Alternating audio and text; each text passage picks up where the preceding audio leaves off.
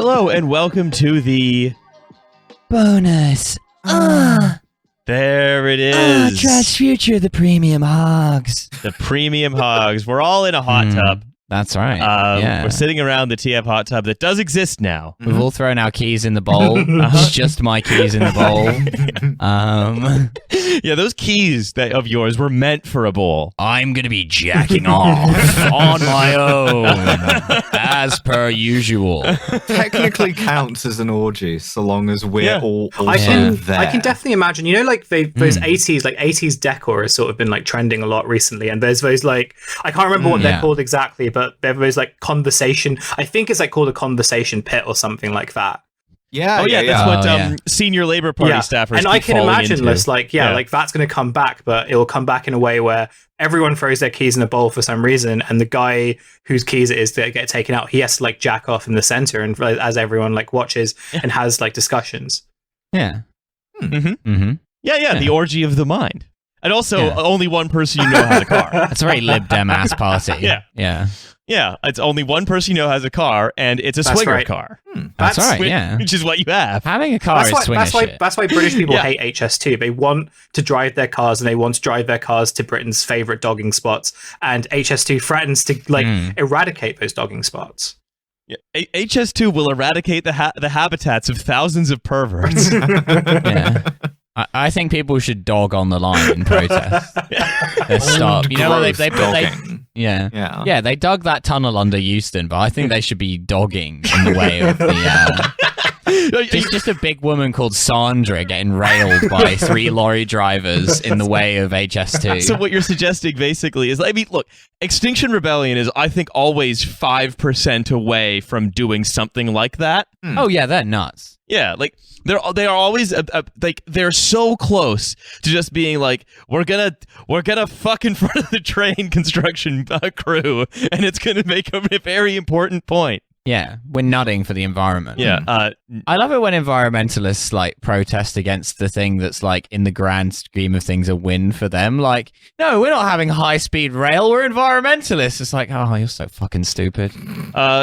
Indeed. Well, hey, that actually plays into, however, how the loser party for nerds ate shit in Amersham and Chesham. Chesham losing its deposit. To be fair, no one wants to vote for a party. Anti-Semitism, we are told. That is, in Amersham and Chesham. Yeah. So basically, Amersham and Chesham returned a Lib Dem in the by-election. The Lib Dems also enjoying a vaccine bounce. Apparently. Yeah. We got to see Ed Davey knock a big blue wall over with a hammer, which was cool. Oh yeah. British politics is just embarrassing. Wait, what was he doing, like the Boris thing? But with a small hammer as opposed to a JCB. And a very small wall. He had a very small wall of blue blocks, and he knocked them over because the southeast is the blue wall, and that it's all going to turn Lib Dem, and their day is coming. Like a naughty toddler. Yeah. Look, society is 2 walls. There's a red wall and there's a blue wall, and in between those walls is the swing zone, and that's where we are right now. That's right. And someone's got to hit those walls. Absolutely. And so Ed Davey was hitting the political landscape of this country's back wall. Now we're back podcasting. We loved it. Yeah. Now this is podcasting, everyone. Now this is what we call podcasting 69. This is but that's the thing, right? Like politics in this country has become extraordinarily embarrassing. Where for some reason it seems like our the major political figures love to do very literal metaphors, or very sort of literal visual sort of demonstrations. Remember, it all started, I think, with the Ed Stone. But we had Joan Ryan saying it's in your hands. Boris unlocking Brexit deadlock by driving a JCB through a sort of wall of bricks. It's what happens when, I think your entire political and media establishment is based on assuming that everyone who lives in the country is a stupid child. This happened a long time, I think, because there was the whole this wasn't a political stunt, but it was a media stunt, right? And it was the chicken, the mirror's chicken. that followed David Cameron around. I think, was it during the 2010 election? I'm not sure, but it was like, sounds right. Yeah. And there are lots of different chickens. There was also a chicken in 2004. Matt Ford wrote about it in his awful book. Yeah. And I think that like that was really, I'm sure like stunts happened before then, but I think that was really kind of the moment where some kind of like, and again, because I think this also relates to the media and politics like having this kind of weird or tabloid media and politics having this revolving door where you have like some communications person come in from the media who says like, oh yeah, people are dumb and they like gimmicks, so we should just like we should just kind of like do gimmicks, and we should do these very obvious metaphors that are kind of funny for TV, like not even funny, like just bizarre for TV cameras. It's a country of it is a country of columnists, and only a columnist can think these are good ideas. Right. Well, there are a few more things about this, though, right? With these sort of Lib Dems and their embarrassing wall, a lot of the same sort of people who talked about how the Labour Party must adopt a second referendum policy as a matter of urgency are now basically saying that there should be a, quote, progressive alliance between the Greens, the Lib Dems, the nationalist parties, Labour, et cetera, against the Tories and whatever this sort of insane thing will definitely going on to the right. both work and happen. Oh, absolutely. Putting down a marker for that right the fuck now. It's gonna be a fucking green red coalition like in Germany. It's gonna happen.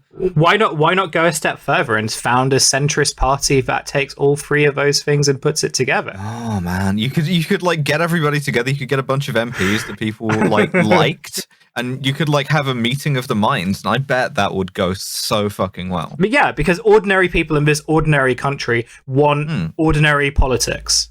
Yeah. Simple as. Well, I think the whole sort of idea, the whole notion of a progressive alliance, number one is, these parties want different things, right? One of the parties sort of has spent a great deal of time, you might say, obliterating the one section of itself that has a coherent politics. But then, like, and like, what tactical advantage are you going to get out of the SNP? Like, what do you imagine they're going to work with you on when what they would want for it is pretty obvious in terms of, like, a second referendum? So, like, if you're not going to give them that, they're not going to work with you. You have no reason to give them that, so they're not going to do it. Why would they? Yeah. And the other thing is, right, that this is a story being told by the same people, right, who are very, very committed, I think, to a certain brand of West Wing-ish liberalism. Yeah, we're going to make some speech, and that's going to inspire them and remind everybody why they got into politics, and they're going to be like, oh, that's so true. I will vote for your bill to make child benefits slightly lower in exchange for, I don't know, putting up a big statue of fucking David Miliband. Joe Swinson. Yeah, Joe Swinson. It's the other. No, it's a big statue of David Miliband facing Churchill, equally sized, and in this way, we will defeat the forces of reaction. And I think like I think this is an idea that is ludicrous, but again, the Labour Party in its current form is welcome to try it. I would love to watch the football get pulled away from them again. That I would think is very funny. Speaking of the Labour Party in its current form, we've seen a couple of by-elections so far, right? We managed to lose their deposit in a seat where the last Labour MP was murdered. No, sorry. Batley and Spen hasn't happened yet. Oh, not fuck. Okay, sorry. It's Chesham that. Yeah, I'm getting it confused. Yes, it will happen. That will happen. Will do. I don't think they'll lose their deposit in Batley and Spen, but I think they are going to absolutely eat shit. Yes. They'll call it, what, 44, 47 with the Tories? Yeah, and the other thing, right, is I want to get into this a little bit. There is some early warning that, maybe the Progressive Alliance is on because the Labour said, we didn't campaign that hard in Amersham and Chesham, and the Lib Dems are saying, well, we're not going to campaign that hard in Batley and Spen. Again, who knows if that's going to to move any dial? Probably not. Won't matter. They're still running candidates in one another. Who cares? Ignore. But so first talking of Amersham and Chesham, right? Then we'll go to Batley and Spen. a senior labor official quoted in the Daily Mail said, "We're hemorrhaging votes among Muslim voters. And one reason for that is what Kier has been doing on anti-Semitism. Nobody really wants to talk about it, but that's the main factor. What? He's challenged Corbyn on it, and there's been backlash among certain sections of the community." Yeah, Muslims won't vote for you if you're not anti-Semitic enough, famously. Yeah, and it seems like that seems to be what the Labour Party is saying, right? And despite being shockingly Islamophobic, this briefing sort of suggests that what we've been saying about the Labour Party has been true all along. Huh. They hate and have contempt for their own voters. Also, in shocking, Chesham is white as fuck. This is also talking about Batley and Spen as well. Right, this is a combination of the two. I wonder that if this might have anything to do with certain other things that the Labour Party has been not confronting internationally, rather than Jeremy Corbyn, a man who continues to live rent-free in the minds of anonymous Labour source. Do you think that maybe the fact that the Labour Party candidate had to rush out a leaflet saying that she was in fact, aware that a place called Palestine exists and is controversial? Yeah, Palestine somewhere on the M4. Yeah, some of the Palestine services. May have had more to do with her declining vote share amongst Muslims than, if that even pushes the needle, than whether or not Jeremy Corbyn is still in the thing, or the Labour Party's complaints process, or anything Keir Starmer has said, which people can definitely remember and feel strongly about one way or the other. I was gonna say I'm not entirely convinced that the Dan Hodges column. I'm pretty sure he's made up this person. In the sense that I think that when you kind of read there's a certain type of writing where you can very much tell this is not how normal people speak, and maybe you've got to have the fire in your belly, right? Exactly. So this is this is very much Dan's in the cab moment, but from someone on WhatsApp, fucking around with him and him just buying it. But again, that doesn't really matter. And we've spoken so many times about why made up sources doesn't really matter in this game. Also that, actually it might, even if a Labour person didn't say this, I'm pretty sure this sense of thinking has been said by columnists and Labour and kind of centrist Labour people for a long time. I don't know. I keep going back to this very basic thing because the whole Muslims are inherently anti-Semitic and therefore you have to if you want to kind of win their vote, you have to pander towards that. That's kind of been this line that's been around for for decades, but definitely in throughout the 2010s, and none of it is true. Even statistically, none of that is true, and YouGov and all these other polling companies have basically shown that the notion of a Muslim vote doesn't exist, and their votes are much more aligned to class-based issues and basically how people vote nationally on their kind of material interest. That is a much broader informing factor than any kind of faith-based orientation, right? Maybe that changed during the Corbyn years a little bit, but not so significantly that you can basically say that it's because of their inherent anti-Semitism that Keir Starmer is going to lose, rather than the fact that this is once again a very uninspiring leader who just can't commit to even the basic things, because again this is a Labour Party that has pushed itself into its own box, all because they're incredibly mad at Jeremy Corbyn. It's very funny that the Labour Party, while kind of tying itself in knots about the most kind of absurd suggestions even of anti-Semitism, to the point where I can't even think of an example right now, but there have been so many just bizarre things where people have said things that are anti-Semitism that just in any sane world would just be why would you even say that? But at the same time of being but yeah, obviously all Muslims are anti-Semitic. That's just a normal thing we can say openly.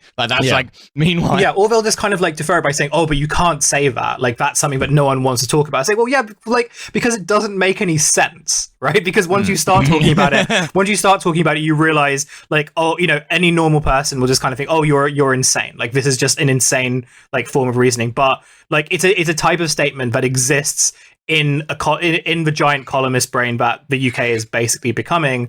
It makes sense in that space, and you can basically qualify that by saying, this is just something that no one wants to talk about. I remember 1984 when they made saying stuff that doesn't make any sense illegal. That's right. But also, if you think about I think the point that this is a columnist brain thing is absolutely true, because that's if you say sort of, what's the story, what's the cut through, and this is the line that sticks, and it's the one they're sticking to. And you can then ask, well, okay, well, hang on. Liberals are fleeing to the Lib Dems, like Southeast liberals. Young people are fleeing to the Greens, and there is this, and a lot of ethnic minority voters just aren't really interested in supporting the Labour Party. So who's left, right, of the coalition that Labour seems to want that will put Sir Kieran number 10? Because one of the big things about the party is loving sluts. He's coming back, folks. He's going to give us some more drops.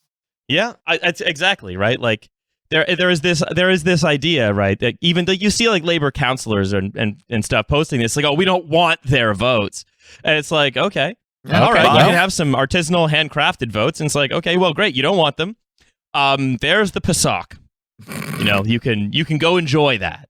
I don't understand sort of, I mean, I do understand, right? Because you have to remember the function of this thing is not to sort of win any election or of any kind. It's to, it's to kick left always and forever, which is why like anybody in the Labour Party who's been doing that and is now finding that their reward for this is electoral oblivion, but also you have to keep doing this forever, is now absolutely deranged at that realization.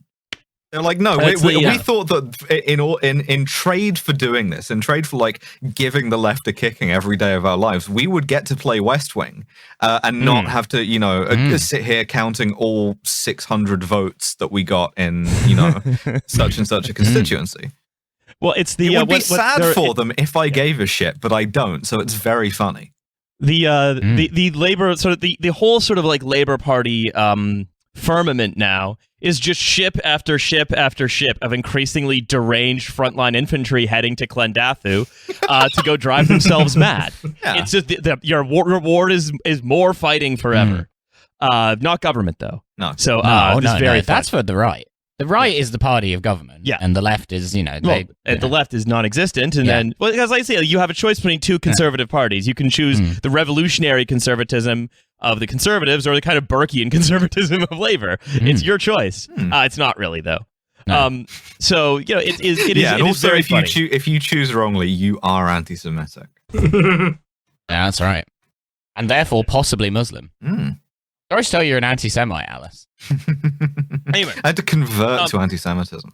So I want to go on a little bit, talk about an update on one of our favorite companies, Lordstown Motors. All is well, them. I assume. Yeah. It was that company that we said had like a series of great ideas and was definitely real, had a bunch of like equipment and stuff to produce cars, and they were going to do it. They were going to do it, and it was going to be incredible. I assume that's what happened. Met them at a charity do once. Surprisingly down to earth and very funny. That's right. So, that's let me just, it's all over the news right now. Let me just open this up. Sure, it's fine. Lordstown Motors headed for success. Yeah, no. Turns out all their pre-orders were fake. Oh, what? You mean those pre-orders that didn't oblige you to actually buy a car? Yeah, they finally admitted none of the pre-orders were binding. And although the CEO has left, and the company has said it's now at risk of failing because of lack of funds. So I think really what that says is that a shakeup in leadership and a leaning of their business model will lead to increased innovativeness in the future. Oh, yeah. I mean, and I think probably a lot of this you can put down to the fact that Muslims are inherently anti-Semitic. And that's why they've not been buying Lordstown vehicles. Indeed. So it does seem very gratifying, I suppose, to be right. I hate to say I told you so. We don't, though. We really don't. Yeah. Bring back the hives there, Alice. Yeah, really reminding me of the mid-2000s. The hives? Man, the hives are so good. Yeah. Anyway. What if a Swedish band were Swedish? So I just wanted to sort of remark putting another check in the column on the political predictions, not comfortable making those. Business predictions, very comfortable making those. Not investment advice.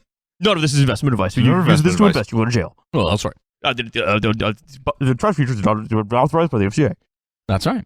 Anyway, speaking of not investment advice, we are going to talk about another of these, let's say, funny companies, this time with a little bit more of a European slant.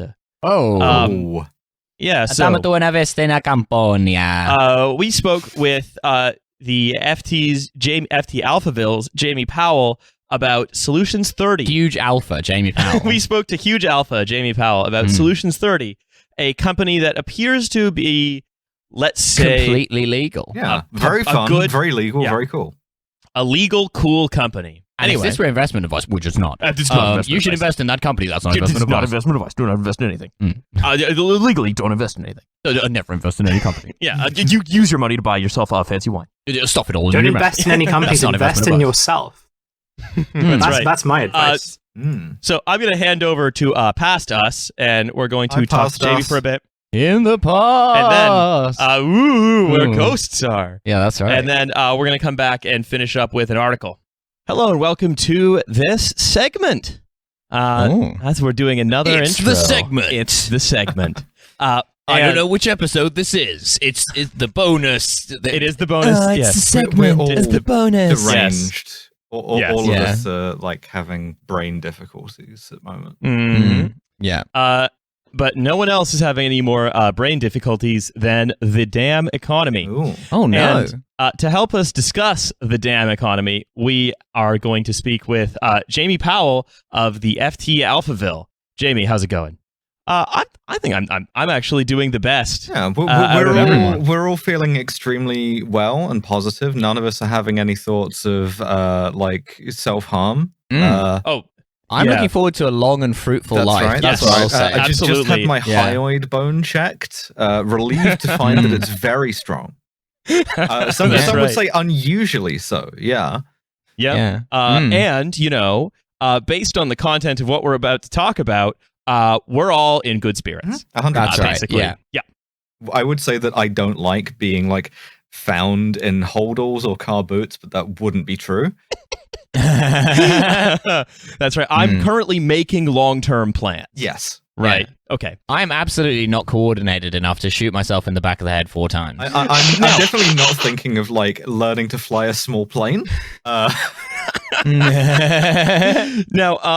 Jamie, why I was wanting to sort of just jump right into it. We're talking quite a bit about how we are not vulnerable. We are not currently keen to get killed by the mafia. Why might this be something that we're talking about? Cool, that's a leading question. Well played. Well, one of the stories, one of the kind of smaller corporate stories in Europe this year has been this French listed company called Solutions 30, who are domiciled in Luxembourg. They moved to Luxembourg in 2013. They were listed in France before, or were based in France, the headquarters before. And they were accused back in December by an anonymous short seller report of basically working with suspicious individuals linked to the mafia. And since then, it's been a bit of the story's just kind of developed and developed. But it's been one that's been on the radars of people for quite a while now. For 2 or 3 years, people have been looking at it in the financial community and kind of scratching their heads for what was going on, but this was the first time we kind of got a sense of why that might be. Have they been pushing Wibbistics? Yeah, basically. So look, Solutions 30 is essentially one of the. When I look at this, it's one of the world's most boring companies. Just to look at it, it basically, as I can tell, is a so it is a European firm, and what they do is they basically come and they plug in your modem. Oh. More or less. That couldn't be bad. Yeah, they're the face of whether it's a smart meter, someone harassing you on the phone to come and get a smart meter installed and then coming to install it, or broadband connections, and they do electric car charging points and just basic telecoms and energy infrastructure. The last mile element of that business, and they're an outsourcer effectively. So. And what I find sort of worth talking, I mean, there are a lot of things that are worth talking about these sort of big corporate scandals. And I think it's important to remember sort of why we talk about them and why this one in particular. Like, generally speaking, this from the perspective of, like the left, such as it is, rich people defrauding one another, who cares?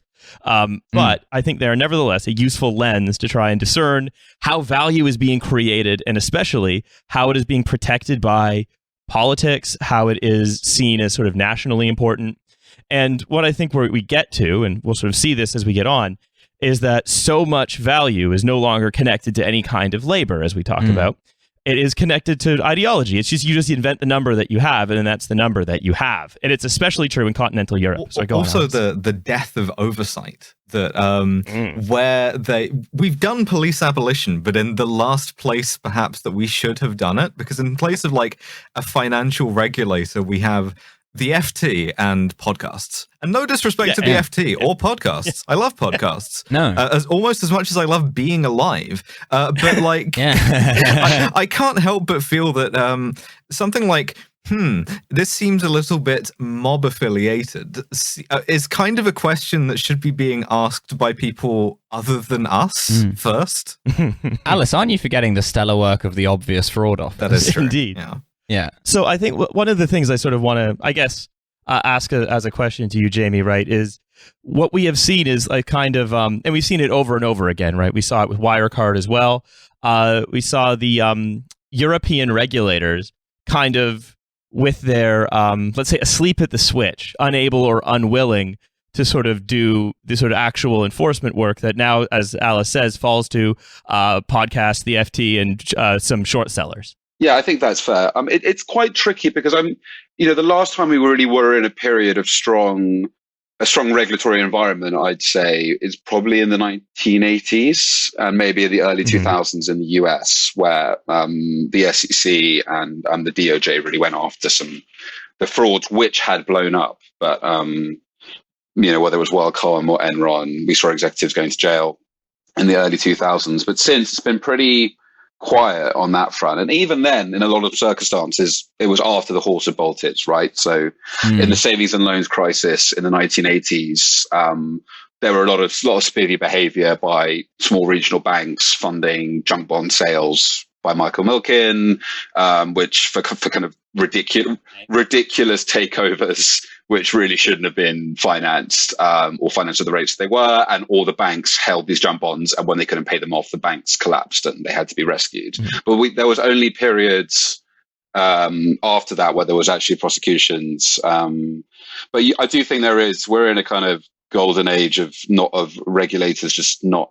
I'm not sure whether they're powerless or they just don't have the resources, or they've just gone through 20 or 30 years of being so marginalized that like no one with any legal talent wants to work there, and the money's bad as well, right? So I made this point the other day. Regulators all have imposter syndrome. Yeah, well, I was talking to this friend the other day. If you're a junior lawyer, or if you're out of Harvard Law, like why would you go to the SEC?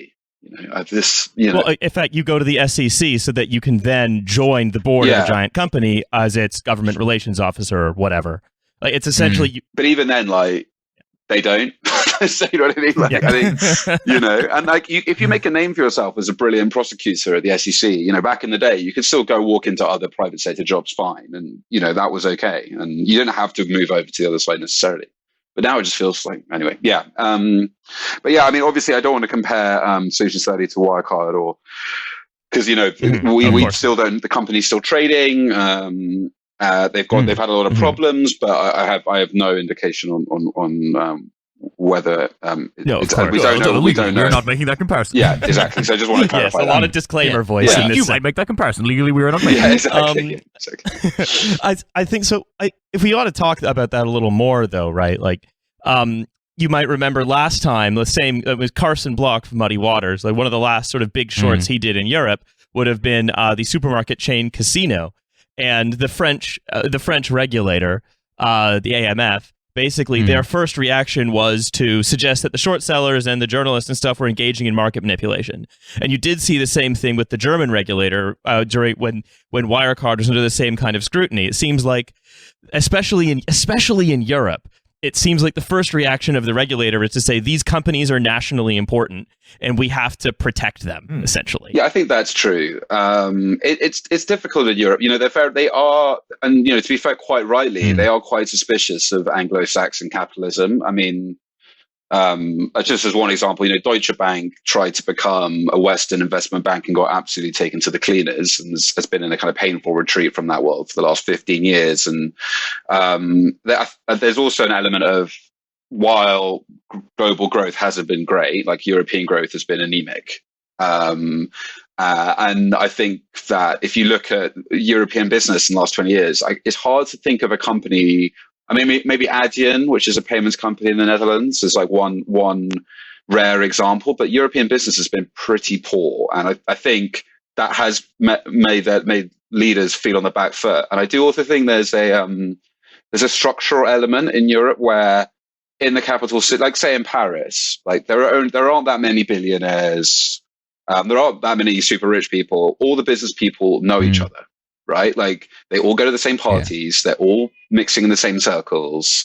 While in America, like every single city has billionaires and millionaires, and I just feel that the element there means it's just more clubby in Europe, naturally. Yeah. And actually, in America, when you're that rich, it's more about where you meet people, say, offshore, on planes, boats, islands, things of that nature. And there's also a point to be made here that Dan Davies, who wrote a brilliant book on fraud called Lying for Money, I'm sure you guys might know him. It's a podcast. Yeah, he made this point about Canada, which has a lot of the same problems as Europe, that in societies which are inherently more trusting, i.e., they have a better social safety net, they look after their citizens better, you get more fraud because no one expects someone else to do them over, right?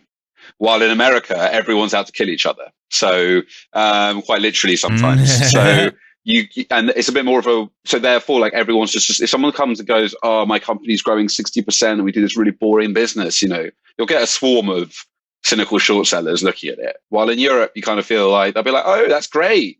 National champion, let's go and push them when we go travel around the world, and I think so. It's the flip side of having a more trusting culture that you will inherently get more fraud, I think, as well. And so this is a company now that has been audited, investigated, researched, and reported on multiple times, and in fact, many times over many years, while sort of allegations were swirling around. And sort of in many cases, their accounts were just signed off. Only recently were their accounts not signed off.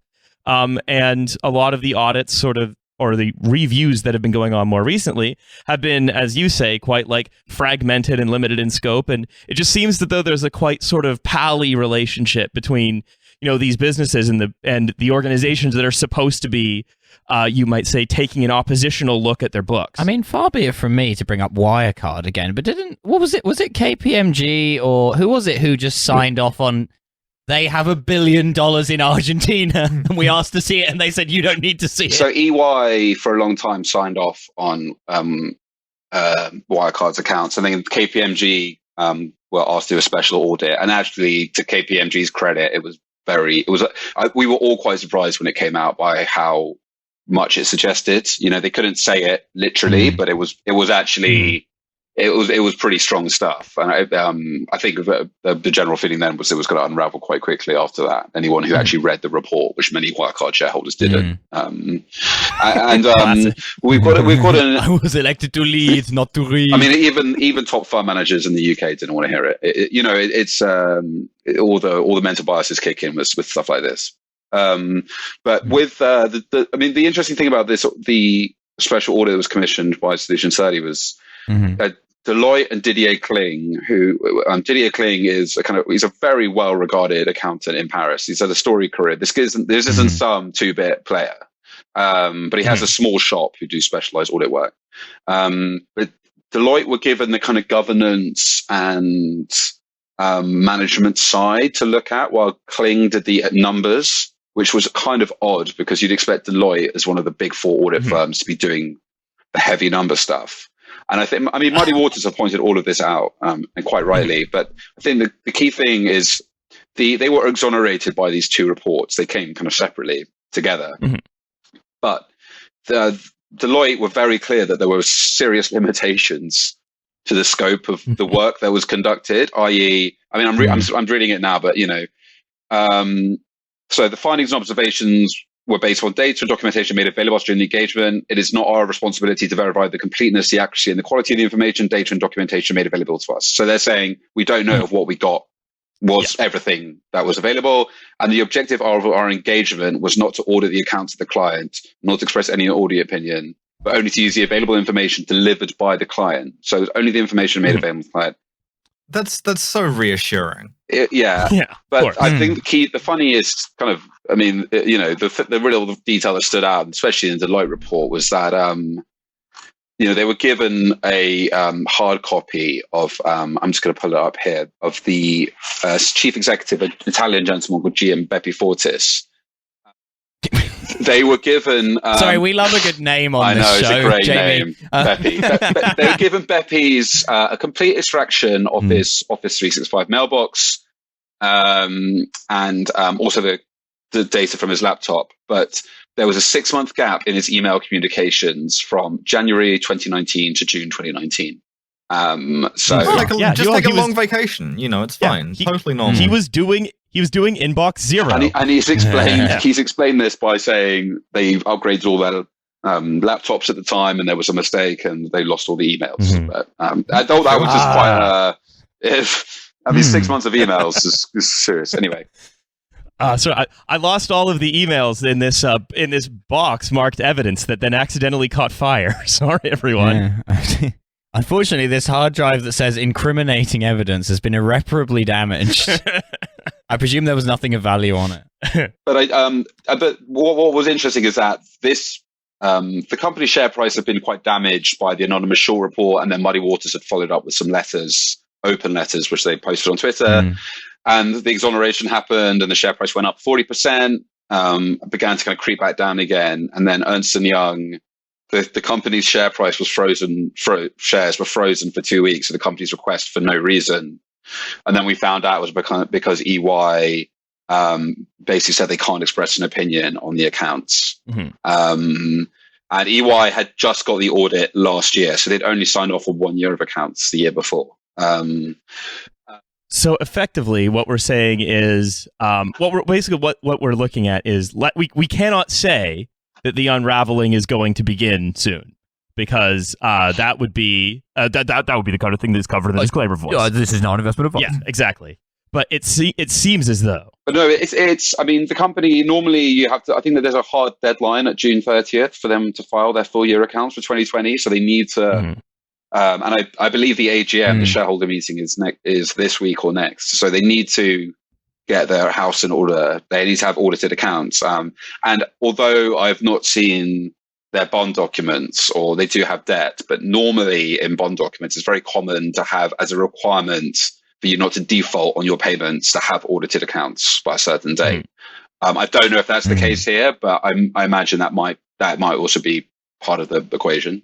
That's pure speculation. But I think the key thing in the Ernst & Young statement, because we got the Ernst & Young statement after Solution Study told us that the accounts were not fully signed off, was that basically they've said, we asked for these documents, Solution Study didn't give them to us, they didn't provide us with access to certain information necessary to perform our audit, and we have not been able to obtain sufficient and appropriate evidence supporting the nature, the substance, the value, and the compliance with laws and regulations of certain transactions of the group, and to determine if these transactions were made with related parties, including with members of management. Later on, these matters lead us to conclude that the possible effects on the consolidated financial statements of the undetected misstatements may be both material and pervasive. And to say material and pervasive in an audit opinion is, I mean, that's about as strong as language as I've seen in my reporting career. So, yeah, I think that's really the center of it, right? Like, we don't know sort of what's going on with this one firm, but it's useful as a lens to think about how, again, the promise of sort of, democratic capitalism, whatever you want to call it, this regulated market, however it works, and sort of when you begin to look at the edge cases, and we don't know what the deal is with this yet, but as you look at the edge cases, and this looks like it may be an edge case, you start to see when it's actually called for, when it's time for the checks and balances to happen, they were really only there for show, right? It's sort of like it's like you pull the Chekhov's gun off of the wall, but when you fire it, just a puff of smoke comes out. Like, it was only ever ideological. There was never anything behind it. They're the willingness to actually enforce the willingness to enforce, because what really this is, right? When the state and companies and regulators and companies, whatever, interact, it is the interaction between or at least in some ways, it's the interaction between democracy and capital. Again, there are many other ways in which the state interacts with companies that's not that, but in this instance, it's supposed to be that. Yeah. And when let's say capital has to be curbed in this way, it turns out the threat is empty. There's nothing there. There's no there. There's no core. It is a sort of, you just realize that, I was able to sort of, color outside the lines, say, as long as I wanted to. I just had to do it. And there was no real way to stop me until it's too late. Yeah. All the best, DC. Yeah. And even and so the number of and I keep coming back to this idea, right, where it's like, this happens in when this has, let's say, gone the Wirecard direction before, and whether that is sort of a big publicly traded company like Wirecard or a privately held firm like Greensill or any of the other sort of weird SoftBank flameouts, that's what happens in other countries. It's called kleptocracy. It's called whatever it is, but it is referred to as this global problem. But then we look at our own place. We're like, well, hang on a minute. We don't really have. You can still do this, like the law, the law and the regulations and all of these things that we're sort of so proud of as this sort of thick society, sort of are not as strong as most people think. I think, right, Alice? You and I were talking about this beforehand. Yeah, there's sort of very little there, and it's kind of like, I don't want to suggest that everything is scams, but everyone is surprisingly credulous. And the people who you think should perhaps be least credulous and most cynical, there tends to be kind of an inverse relationship there, I've found. I mean, I think we're in scam. We're in a golden age of scams, to be honest, at the moment. So, I look at what's going on in the crypto. I mean, it's 99% hot air at best. It's real end-to-end stuff. It doesn't really matter who's making money, who's losing money. Like, the scams are the real winners here. For the people who just enjoy a good scam, it's just about having fun. Not a scams fan, but this is class. Yeah, that's right. Yeah. Also, what are you talking about with crypto? I have a wonderful stable coin that's backed up by some dead batteries, a number I wrote down on the back of a receipt, and some chewed gum. Yeah, pyramid lovers all over the world are having a great year. Anyway, this is the final thing I'll read here. Is from Carson Block's most recent letter. So from Muddy Waters. Says, who then are the well-compensated investment professionals who just miss the flags? From the forgery, in the case he's discussing what appears to be a forged audit report from 2017, through the investigation reports. Well, the sell-side analyst who maintained buy recommendations on the firm after the anonymous report in our first letter, both published last December. Speaking for myself, after a few months of working as an investment banking analyst over 20 years ago, I realized that my job didn't actually call upon me to analyze anything. My role was to build models based on the company's projections, and I was never asked to give my opinion on anything more important than our lunch options. Right?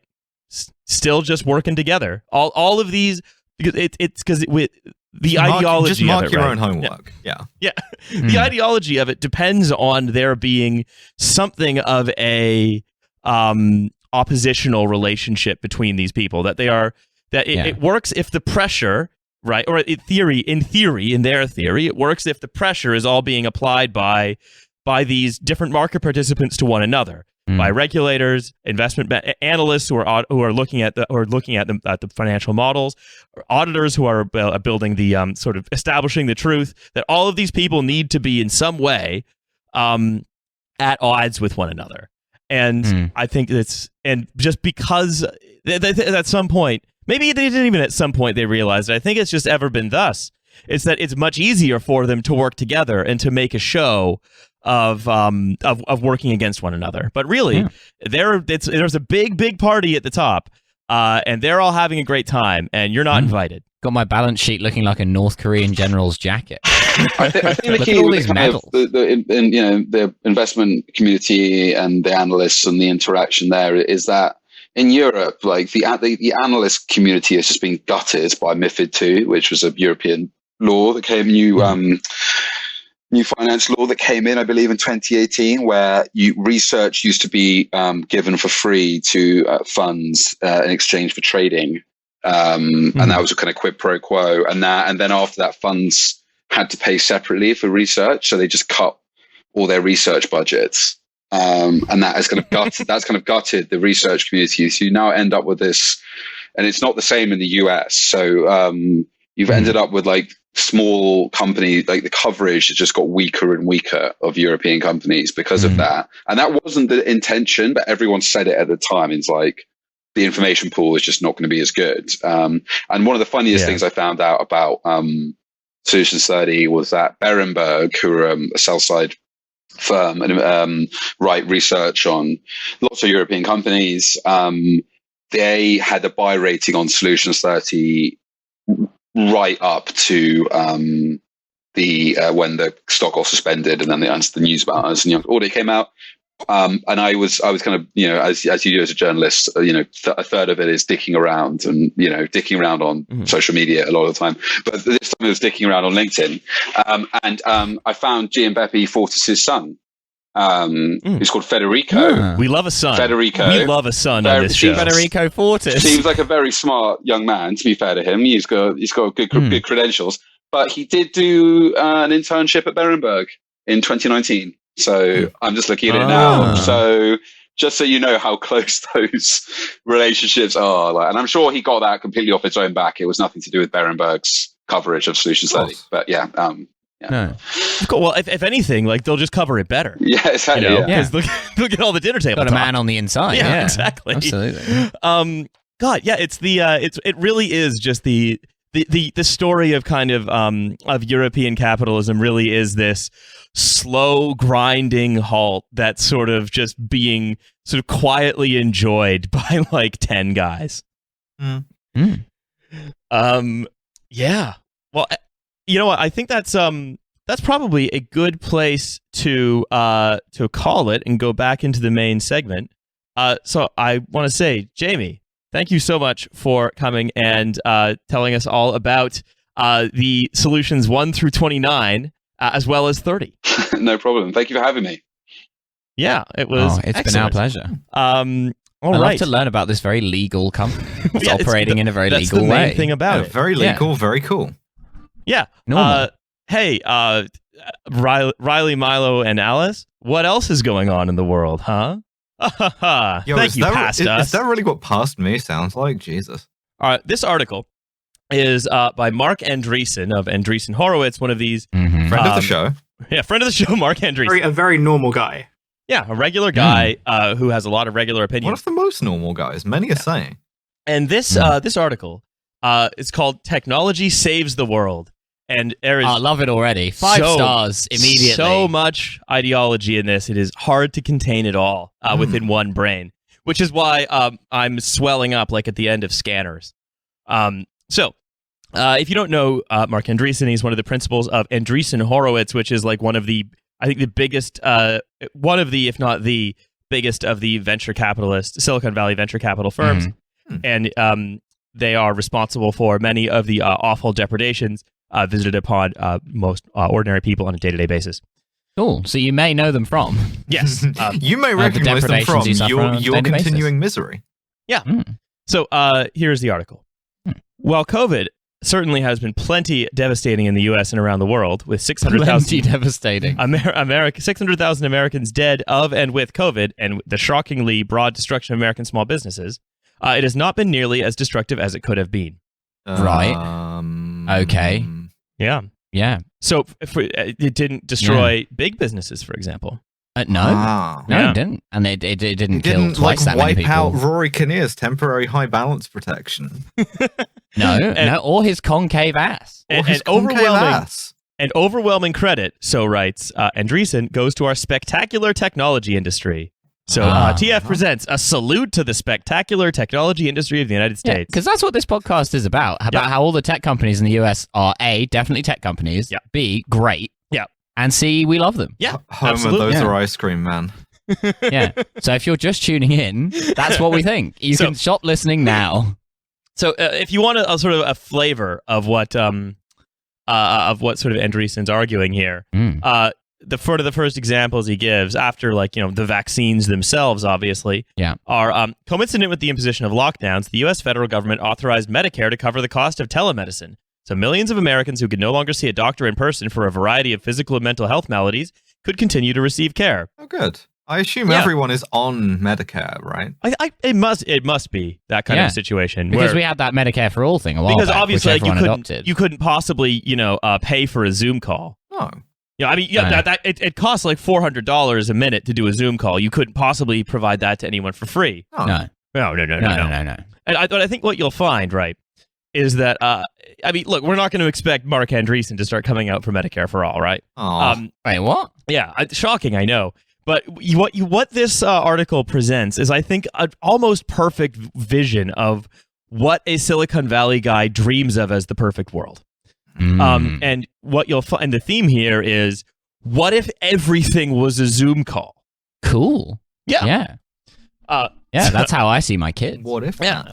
It's kind of sad how even the Silicon Valley's guys' ideas of dream worlds have really diluted in the past in the past decade or so, where initially even beyond the whole kind of sci-fi thing, even tech guys who used to kind of really praise automation as being it's this great way of for human beings to capture their free time and pursue more creative work and stuff, and that's why you should give us power so that we can make these very complex machines which allow you to actually live your life. And now it's kind of you can just do everything on Zoom. That's great, isn't it? I don't know. And I don't know. I think that's also just one of the stories where it's how Silicon Valley guys have just really, really kind of diluted what they think the future should be. This is one of the things that's annoyed me about it the most, and especially from the tech people. It's just oh, isn't it great how you can do everything virtually now? No, it sucks. It really sucks doing things virtually. It's annoying. It doesn't work as well. You have no social relations with people. It fucking sucks. I mean, it's nice that people got to have slightly more flexible working hours. That's about the only thing you can say. Well, no, it depends who. Well, yeah, of course. Yeah, as we know. Okay, so middle class people got to have slightly more flexible working hours. Great. We're in favor of that. Yeah, but that also just now means that they can spend maybe less time on their work screen and more time on their fun screen, which just happens to be the same screen. Yeah. Or ultimately, I think many people also report just working more because you never go home because your home is your work. Yeah, but it's great. I want to sort of keep going with this article. The podcaster's burden. He says, by far the scariest non-health implication of COVID was the simultaneous powering down of much of the supply and demand sides of the economy at the start of the lockdown. Oh no, that's the whole thing. But then, not the supply and the demand. But then, a miracle. I'm in this sector of the economy that isn't supply or demand. Don't ask any questions about what that implies. Yeah. About me, about the economy, anything. Yeah. Yeah, don't ask me about rents. No. So it says, but then a miracle happened. A technological miracle. Yeah. Praise the Omniscience. Much of the economy kept operating. And in fact, parts of the economy started operating better under lockdown than before. Lots of the economy kept operating. Well, of course it fucking did, Mark. Because how else would people have, eaten food? Yeah. But also, you say it didn't reduce us to barter. We didn't go into the last reel of threads. This is good. Also, it's but wait, who got how much richer and who got how much poorer? Don't worry about it. Yeah. Yeah. That's outside the scope of this article, that kind of question. No, of course not. In an undergrad essay, I used to get to a really annoying bit, and I'd be like, that's outside the scope of this essay. And that's kind of the move that Mark... That's the bit I respect about Mark Andreessen, is that he's on his 8th coffee, he's writing this at 4 o'clock in the morning, and he's like, you know what, we're going to skim over that. But it's... also, it's bibliography, Wikipedia, for the economy. And this he goes on as well, right? To say, when he talks about how the most positively shocking development was that virtually all knowledge work in the economy simply kept going. But could it be that that's because a lot of it also was kind of always pretend? No. Probably not. Yeah. Wait, Damn, what? it's so weird that when no one could really do much of anything anymore, everything just kind of kept ticking over. It's almost as though these jobs aren't real. It's almost as though, Riley, could you imagine if there were to be a podcast about some kind of, period of time, in the future from now, where things are bad? And imagine if one of the hosts of that podcast had originally come on the podcast many years ago as a guest to talk about how a lot of people's jobs are made up. Yeah. And then that podcast were now covering this piece by Mark Andreessen. Yeah, it's like a Rubbish is Eve thing. Yeah, that would be very funny and ironic, wouldn't it? So he says, right, that the primary credit for this goes to the American worker. So Mark Andreessen provides American worker. A salute to the American worker. But almost Mark as much Andreessen credit. playing the Soviet national anthem drop there. Mark Andreessen saying literally American worker, stay away from me. Yeah. The primary credit for this goes to the American worker, but almost as much credit is due to the technology that made this miracle possible. Almost which as was much. basically, almost as much. Almost as much. But almost as much. What do you mean the fucking technological miracle? We're like a Zoom call. This is like technology we've had for like 15 years. Mm-hmm.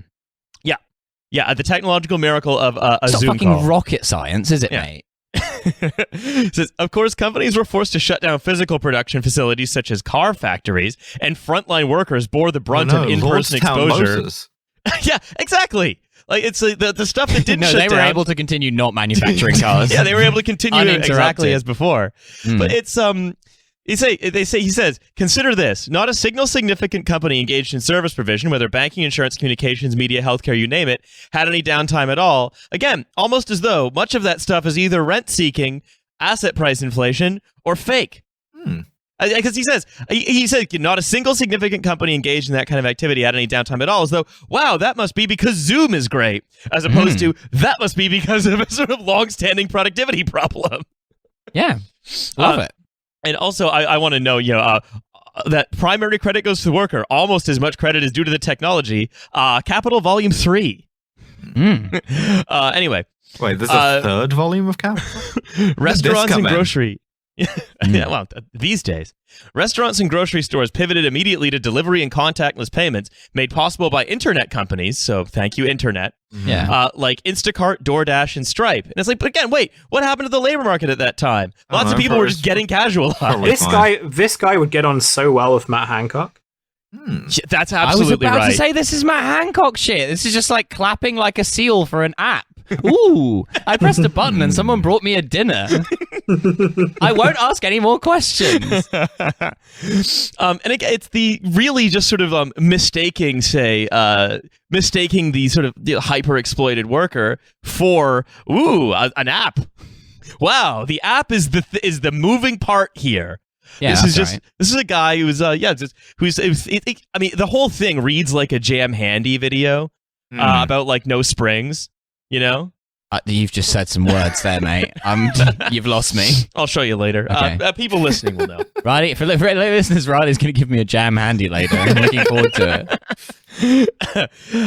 it. This is, I mean, a lot of this stuff is just supposed to be marketed to guys like Mark Andreessen. This is all supposed to be marketed towards Mark Andreessen because Mark Andreessen is these companies' main customer because he gives them the investment money, right? All we do by engaging with the companies is like provide more attractive target for Mark Andreessen's we're investment advertising money. to Mark Andreessen. So like of course he's gonna like be a sort of small sort of a stupid clapping child at all of this stuff because he's sort of living in a Goodbye Lenin where all this kind of thing is great and works and is wonderful. He's living in the world of the app. He's living in the world of the anti-labor theory of value. But also, more on the Zoom calls thing. He says, meanwhile, schools and colleges across the country executed a simultaneous pivot to online learning. The transition was far from perfect, but yet imagine any such prior to the internet. Notwithstanding the viral meme, annual streaming price, Netflix 108. Notwithstanding the viral meme, he's such a fucking good writer. You have to have such a powerful brain to be one of the 5 people with all of the money in the world. Which meme is he even talking about? Annual streaming price. It's Netflix worse than 100. fucking Dominic Cummings talking about the Spider-Man's meme. these guys need to be taken from or they need to be given a new version of the internet where it's back to like use. Yeah, we need to get them on like a North Korean intranet. You can only post from a Bloomberg terminal where all of the posts are like, "Hey, I'm trying to get rid of this Rolex. What should I sell it for? Like $50, $60?" Yeah. The thing I will defend Dominic Cummings purely in the sense that he was absolutely a 4chan guy, and so he's within his rights to talk about memes. Yeah, but like a legally, we guy. gotta say he was a 4chan guy. Disclaimer for us. So no, the meme he's referring to is the annual streaming price of Netflix is $108, Hulu is $72, Disney Plus is $84, and Harvard is $50,000. And it's like, it's like what? And how much does a copy of what they don't teach you at Harvard Business School cost? Yeah, the book that contains everything apart from the Harvard MBA course. But what I think is very fun, part of being a venture capitalist, especially one like Andreessen, is you need to have either, again, imposed on yourself or just naturally, you need to have a sort of perfectly flat view of the world, right? Where going to Harvard is nothing more than having the best guy impart you the best information. And wait, couldn't we impart that information on a Zoom call, he is suggesting? No. Time to abolish all of the, I mean, fine, abolish all these institutions. But the idea is that then they should just be replaced with slightly less expensive Zoom calls. Again, just as though it's like, hey, even like the experience of going to college is a fun one. You make a lot of friends and so on. But what if, hear me out, it was just a coding course and you didn't make any of those friends? Yeah, it would be great, and it would have exactly the same social value that university now has. I mean, this is just like the whole Y Combinator thing, right? Or like the Peter Thiel stuff where he like paid people who would have otherwise gone to computer science courses at Harvard to just like do startup stuff for him.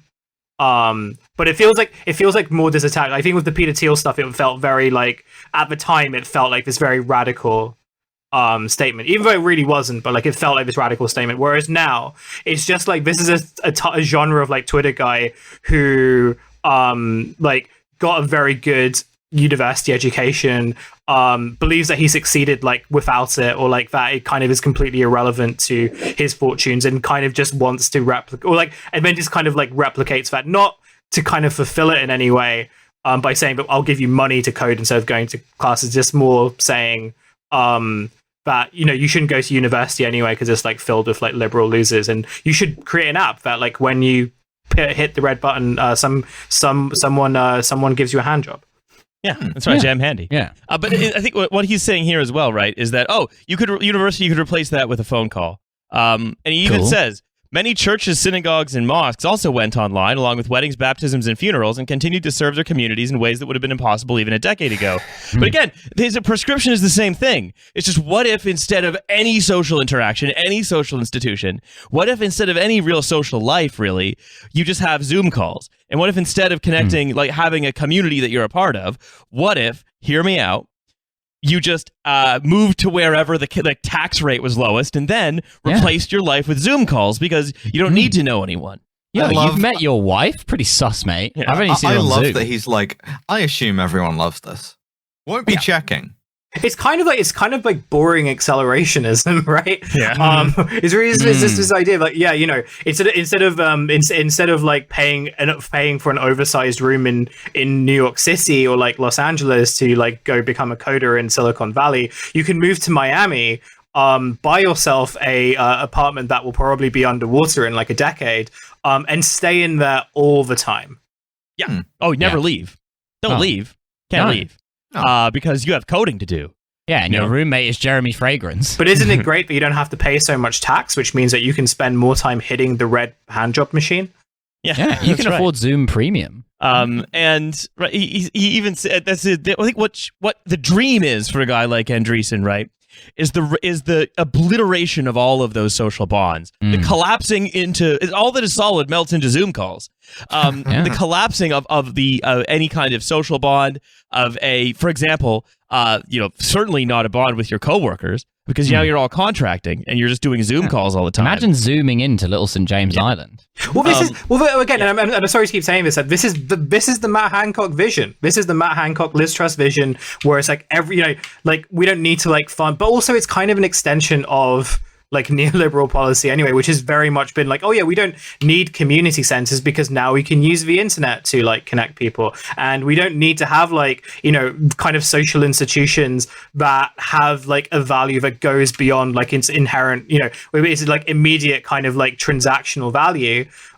Because everything can be replaced by, you know, apps and telecommunication services. And like this was kind of stuff that was serious policy in the new Labour period, and also like during the Cameron era as well, when they were trying to like justify austerity by saying that like, you know, actually like, you know, using technology we can kind of not only make the kind of make these processes more efficient, but we can also like do them in a way that really saves money for local councils, which means that they can then kind of like fund more pressing projects. And all it turned out to be was like, yeah, actually like all you've done is really give more power to like tech companies and contractors to make society worse. Yeah. So for example, you live in a rural area, want to go to the doctor, have a Zoom call. Yeah, we've given the homeless a virtual house that they can zoom into. Yeah, so they own it by an NFT. Yeah.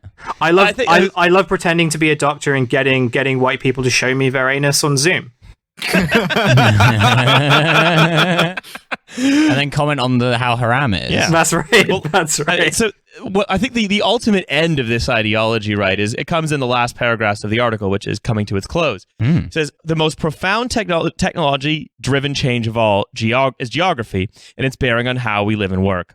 It turns out many of the best jobs really can be performed from anywhere. Many of those best jobs are not real.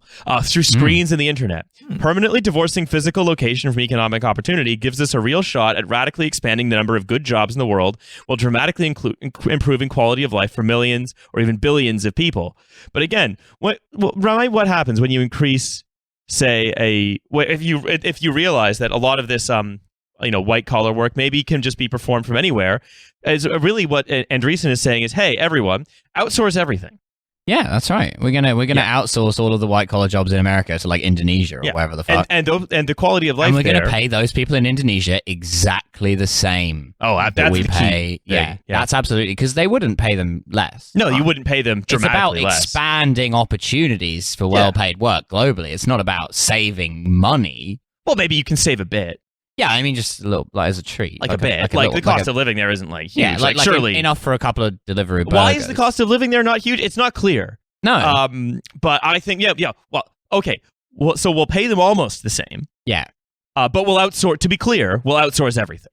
Yeah, that's right. Yeah. So I think we said before, right? Like hey, like workers, like blue collar workers. This happened to in the 1990s as sort of factories and productive capacity were shut down, and the sort of global capital performed a great big like labor arbitrage, that one main trade. Well, hey, guess what? White collar workers. I hope you were excited for this to happen to you, because Mark Andreessen is doing it. And the thing is, you also remember when those blue collar jobs were outsourced, everyone who got them, their standard of living went up. Remember the elephant graph? I mean, it showed that everyone rose by the same percent, except for the ultra wealthy who rose by a very large percent. Except for the people whose jobs got outsourced, they fell. And again, if you're rising as a percent, it doesn't matter if you start from $1 a day or $200 a day. The percent is the key thing. That's right. And anyway, he says, we may at long last shatter the geographic lottery, opening up opportunity to countless people who weren't lucky enough to be born in the right place, and people who are leaping at the opportunities that this shift is currently creating, moving both homes and jobs at furious rates. Hell yeah. Yeah. So maybe you just live in a van. Yeah, why not? Probably seems easier. Yeah, live in a van down by the river. I'm always saying this. Yeah. Become a blue van man. Yeah, why you don't want to have a also, you don't want to build any kind of relationships with anyone. No. No. Live in a coding van. I would love to live in a country where everyone is a white van guy. White Vanistan. Yeah, that's right. Oh my goodness. Here's what's happening. Is Mark Andreessen is creating he's finally bringing together the labor coalition, and he's finally giving the Labor Party the voters it wants, which is an accountant who's also a coder who's also a white van man. Yeah, that's right. All in one man. Flexibility, Baz. So it's like I said, all that is solid. I'm very big on maximising the economic opportunities and minimising the sort of collateral ties and obligations, both emotional and in terms of physical property. But what an abjectly awful world Andreessen dreams of. I know. I love it. It's what I love about all of this shit in business, right? I think we've talked about it on previous episodes, like with the whole like the Japanese management terminology and all this shit. It's just like it's kind of like, oh, well, this is a great way that we can save money, as long as we ignore the fact that it makes everything shit, and like you're supposed to like accept that making everything shit is fine because it saves money, or you just have to like pretend that like like I don't know, a Zoom call is the same as a wedding. Yeah. I hope you weren't taking any, joy from the bits of your life that aren't Do transactional. not Zoom my wife. Yeah. Because episode title. Yeah, because the main benefit of the wedding is that you see the ceremony, and then you can be coding on your other screen. You don't need to go there, take time off, actually interact. No, that's all. That's valuable coding time. Yeah, that's right. Yeah, so you just zoom it in. That's right. If anything, let's just pre-record. You could pre-record your Zoom, actually, and then never have to interact with another person again. Just hook your brain up to a coding machine. Yeah, that'd be good. We should do that. So replace yourself with a soundboard. Please join me in an enthusiastic virtual round of applause for all the amazing workers in our spectacular technology industry who made this all possible. Technology helped save the world. So, I'm not even mad at this. He's a simpleton. Yeah. It's a vision. It's a vision of the future, and it's like one that is kind of very, very far removed from like the early kind of visions of the future that all these like Silicon Valley fuckwits had. Anyway, like we've kind of already established that. It also just represents this broader thing of just like this limitation of, even kind of like the people with the most power in this world, like have a very limited view of like what human experience should be like. And ultimately it comes down to like human experience should be living in spaces as small as possible where you spend your entire time coding and like, how is this any different from like the whole kind of, that whole like thing about the World Economic Forum or whatever, kind of talking about owning nothing and being happy about it and having like multiple jobs, but like also having really great like Zoom Premium that helps you balance your time and your mindfulness and all that stuff. I think the key is this is just another artifact on the trend on the journey to sort of that vision of society being implemented, right? And it is being implemented, as you said earlier, Hussein, especially like by governments when a government reads something like the Andreessen piece and then believes the lies. Then what are you you end suggesting that there might be ministers in the Conservative Party who are a little bit credulous? Are you suggesting that certain perhaps health ministers could read a piece like this and go like, ooh? Well, here's the other thing too. I don't think it's actually like I think like where this problem becomes even bigger is actually in kind of like highly developing nations, where they really buy a lot of like the tech guy bullshit. As like all the tech stuff is kind of like quite new. So like I think Uganda is a really good example of that, where the government has given a lot of subsidies and tax relief to like Western tech companies to outsource labor over there on the basis that like they're trying to kind of develop to become, the like best and most prosperous company in Africa. So like, when you get tech companies who kind of see that that's possible, that they can coerce governments into like giving them very, very favorable outcomes. And, then these tech guys can kind of leverage that against various, like, states in North America and Europe and basically say, like, if you don't want us to kind of like crush your economy, you better give us more power and you better give us like, more of what we want. So ultimately it's kind of like, this is a world that they've built. And like, even though it sounds very dystopian to us, and I'm very sure that like, guys like Mark Andreessen in particular know how like fucking insane this sounds, but they also know that like, they can kind of get away with what they want because they have so much kind of control over how the world economy works. Yeah, I think that's exactly right. And the whole idea that saying, oh, it's just as good is almost like, it seems so low effort because it doesn't need to be high effort, Yeah. Why don't you zoom into a Ugandan wedding? It's cheaper. Anyway, I note that we're probably a little over time now, so I think I'm going to say thank you very much for being a Patreon subscriber to TF. Very much for virtually tuning in. Yeah, thank you very much. By the magic of technology. Yes, we are in your ears right now. Let's all give a hand to technology. Yeah. It's just as good as being in the room. And I know you're clapping at home, so it's just like you're all here. Exactly. Do not contact me. It's just as good. Yeah, anyway, it's just as good. Well, it's just as Oh, good. I love Zoom. Oh no. we'll see you. We'll see you on the free episode in a couple of days, everyone. Oh, we'll see you on the free one. Yeah, I think that's it. That's Trash Future Babe Station. Zoom us on this Nokia 3310 that we're waving at the camera. All right. Bye, everyone. Bye. Bye. Getting a call on Trash Future Babe Station and it just says, "Where's your fucking poppy?"